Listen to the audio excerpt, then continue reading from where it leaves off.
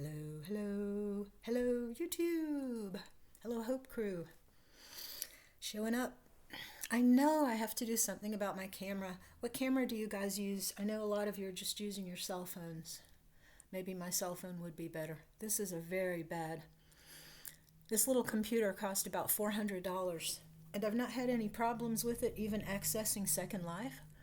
But at the same time, you can see what the camera looks like. I want to get that light switch out of the view. It's terrible. It's like there's no place. So, okay. So you can see from my title that today I really just want to talk about the hard things because today is my second video. Oh, I don't want to make that's a British, very nasty, rude gesture. So this is my second video. And I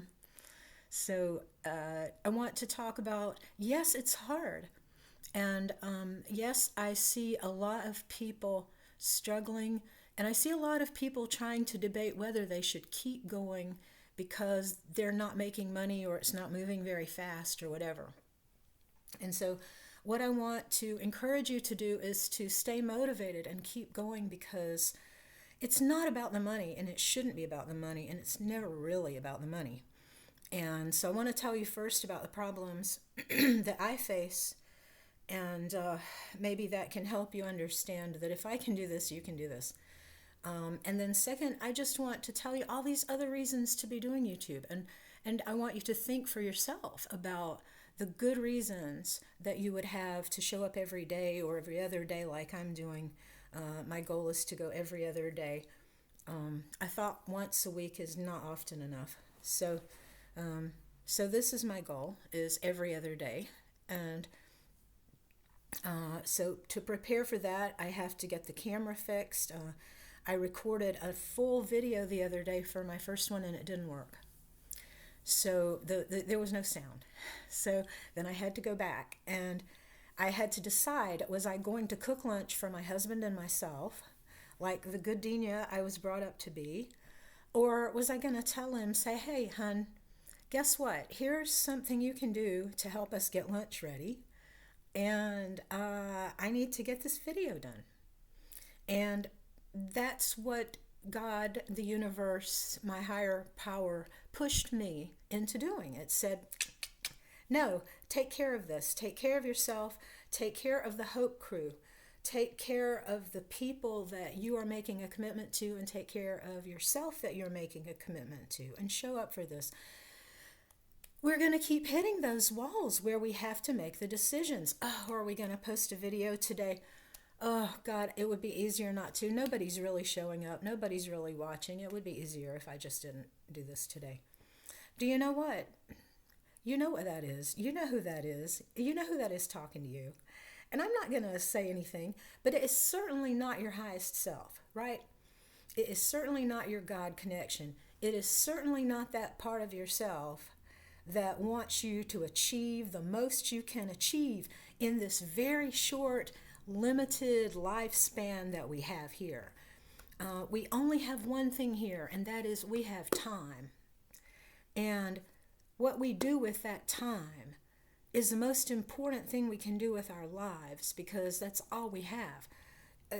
We have bodies, however we can use those bodies. They're going to be good, they're going to be bad. They're going to be something in between. One day they're going to feel good, one day they're going to feel bad. One day we're going to be depressed about something, day we're going to be happy about something. Yeah, we can't control any of that. And some of that we can say, oh, I can make myself be happy. Okay, let me tell you what I go through. I'm a highly sensitive person, and there's some idea that this was caused because my mother was beaten while I was in the womb, and some of this is very high sensitivity, like my fetus learned to jump. And so I have had one of these Vietnam wake-up reflexes all my life. If you have a child who's screaming for no reason, it could be for this reason. It didn't have to be because something happened while they were in the womb. Well, that's a theory. It could be for 100 other reasons. But I'm highly sensitive to everything: noise, light, movement, energy, fabric material, the smell. I finally got my hair colored yesterday, right? And so, the smell is still on me, and it's just like, ugh. So, having this high sensitivity may be also one issue, that I also have food sensitivities. I don't know, but I also have food sensitivities. So I knew for a long time I have gluten intolerance and lactose intolerance, but that wasn't enough, and I couldn't figure out what else was going on. Well, it turns out I have this FODMAP allergy issue. And so this causes me a lot of problems, and you can look up FODMAP, FODMAP. I will get started talking about it some in the channel later. Not today. But anyway, these things have caused me my entire life.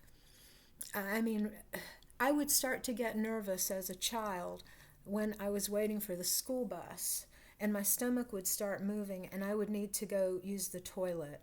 And there are so many days my mother had to drive me to school because I had to go use the toilet for a little while before I could go to school. I had a very nervous stomach.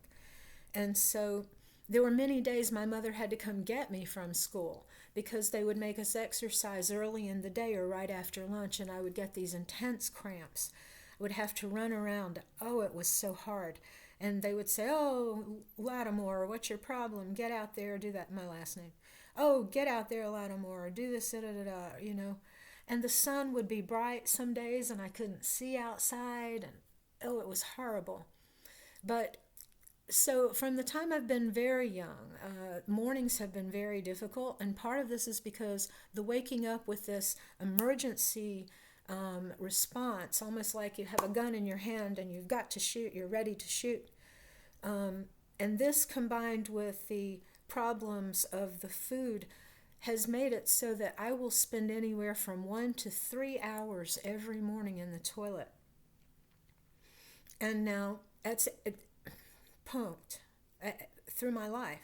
So when I was teaching, I had to get up 3 hours. My students would come to me and say, "Oh, Miss Lattimore, I came in, I'm so sorry, I'm late, I overslept, blah, blah, blah." And I would just look at them and say, "You know what? You got to do better, because I have to get up 3 hours before I need to leave the house in order to leave the house."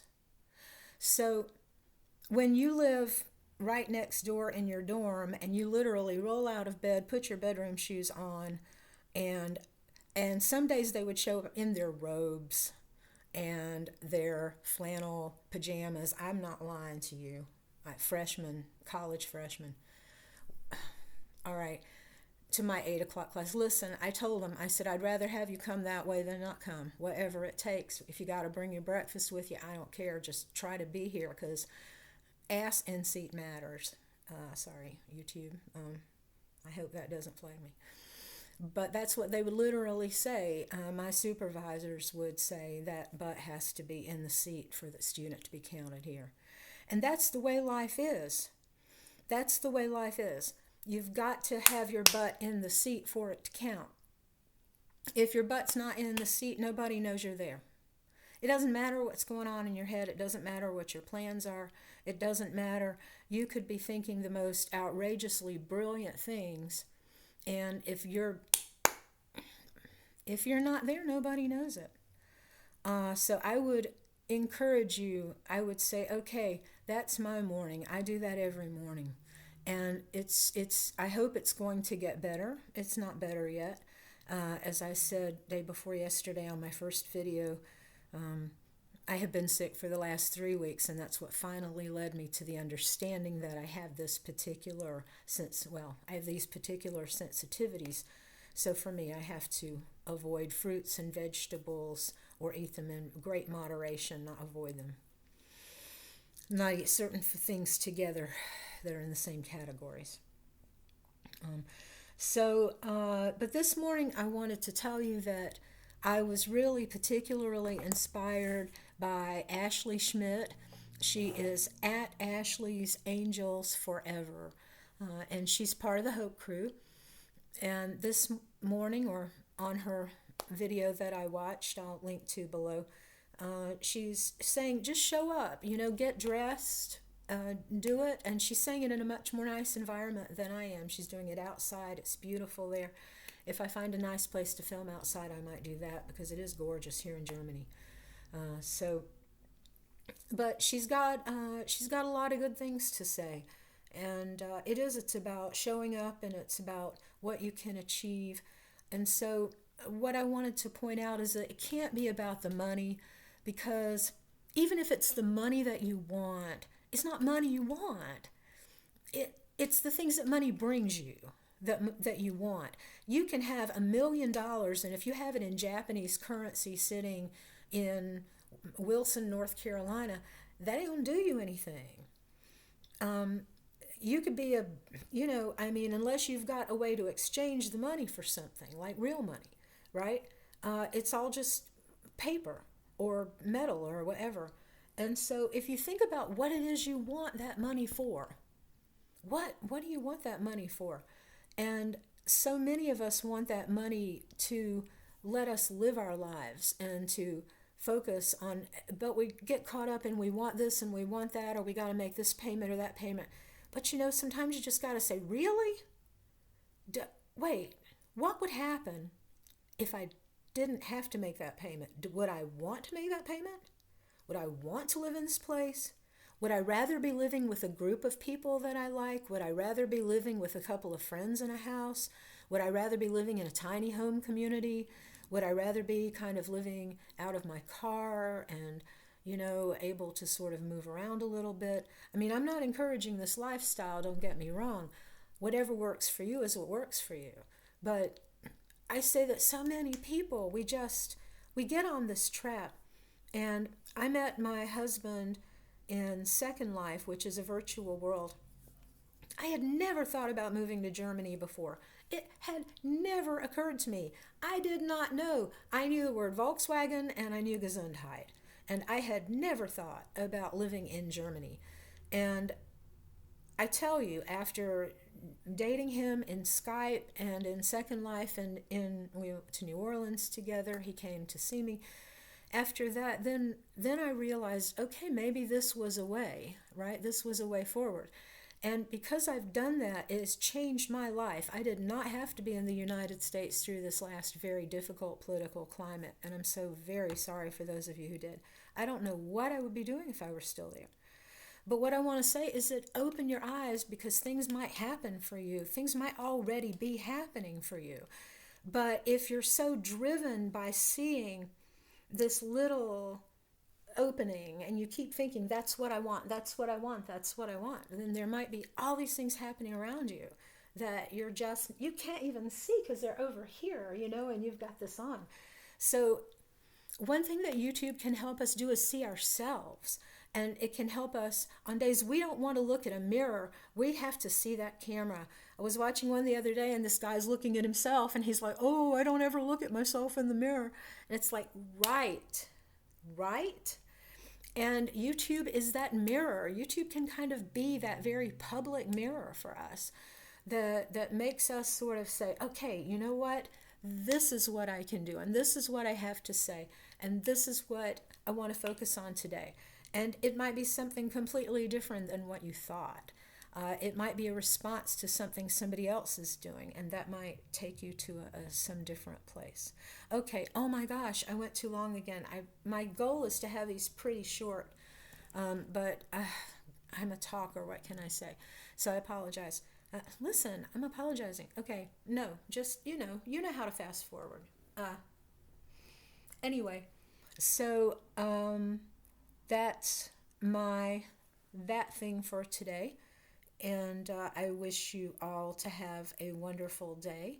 I think I'm going to record another one in a few minutes of me reading a short story or a poem from my old stuff. I want to get that stuff up on YouTube too. So, but that's my every other day thing I have to say. And thank you so much, as always, Doe Dash. You are always inspirational. Girl, I'm still behind you. You are doing the thing. And when Doe Dash talks about there's money in your future, I'm like, yeah, good girl, talk to yourself. I'm talking to myself. we're all talking to ourselves. We're all making this happen. And maybe somebody else is listening, and maybe God is working some miraculous things. But I'm here for you. If you need anything, remember to leave your comments and questions and wild screams of protest in the comment section below. If I can help you out, let me know. So I'm trying to subscribe to everybody. If you leave me who you are and watch your videos, if you're in the Hope Crew, I'm trying to support Hope Crew. Let us know who you are, and I'm trying to pull a list together too. All right, take care. Okay, be free. Peace out.